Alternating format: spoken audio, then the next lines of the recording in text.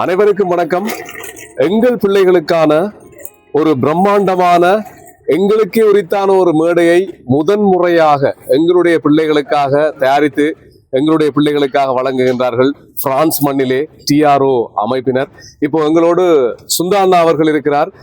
எங்களுடைய இசை நடன அரங்கு மிக பிரம்மாண்டமான ஒரு அரங்கத்திலே நடைபெறப் போகின்றது. வருகின்ற இன்னும் ஒரு கிழமை தான் இருக்கிறது. வருகின்ற 25ஆம் தேதி ஏப்ரல் மாதம் இந்த ஒரு அரங்குக்காகத்தான் இத்தனை நாட்கள் எங்களுடைய பிள்ளைகள் எல்லாரும், எங்களுடைய இளைஞர்கள் எல்லோருமே காத்து கொண்டிருந்தார்கள். இவ்வாறான ஒரு மேடை கிடைக்காதா என்று சொல்லி, குறிப்பாக எங்களுடைய ஈழத்து சொல்லிசை கலைஞர்கள் அங்காங்கே இருக்கக்கூடியவர்கள், லண்டன்ல இருக்கக்கூடியவர்கள், ஜெர்மனி, பிரான்ஸ், ஆஸ்திரேலியா, அப்படி பல நாடுகளிலே பறந்திருக்கக்கூடிய எல்லோரையும் ஒரே ஒரு பிரம்மாண்ட மேடை மேல் கொண்டு வருவதற்காக அயராது உழைத்திருக்கக்கூடிய எங்களுடைய TROவினுடைய ஒரு அங்கமாக இருக்கக்கூடிய எங்களுடைய அண்ணா சுந்தா அண்ணா அவர்கள் இருக்கிறார். இந்த நிகழ்வு பற்றி சில விஷயங்களை நாங்க பேசலாம். நன்றி அண்ணா, இந்த நேரத்துல எங்களோடு பகிர்ந்து கொள்றதுக்கு. சொல்லுங்க, இந்த நிகழ்ச்சிக்கு இன்னும் ஒரு சில நாட்களே இருக்கிறது.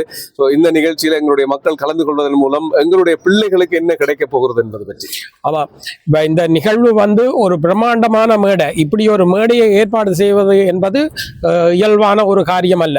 ஏனென்று சொன்னால் இந்த மண்டபமே அண்ணளவாக 15,000 யூரோ எங்களுடைய செலவிலே நாங்கள் அந்த மண்டபத்தை நாங்கள் அமர்த்தி இருக்கிறோம். ஏனென்று சொன்னால் இந்த இளைஞர்களை நாங்கள் ஊக்குவிக்க வேண்டும். வருங்கால சந்ததி இன்றைய நவீன உலகத்திலே இப்படியான சொல்லிசை பாடல்கள் ஊடாக தங்களுடைய கலைகளை, எங்களுடைய மக்களுடைய வழிகளை எடுத்து கடத்தி செல்கின்றார்கள். ஆகவே இது வளர்த்தெடுக்கப்பட வேண்டிய ஒரு விடயம். அவர்களுக்கான ஒரு மேடையை நாங்கள் ஒரு தொண்டு நிறுவனமாக அந்த மேடையை அமைத்து கொடுத்தால்தான் வருங்காலத்திலே எங்களுடைய கலைஞர்கள் வளர்ந்து வருவார்கள்.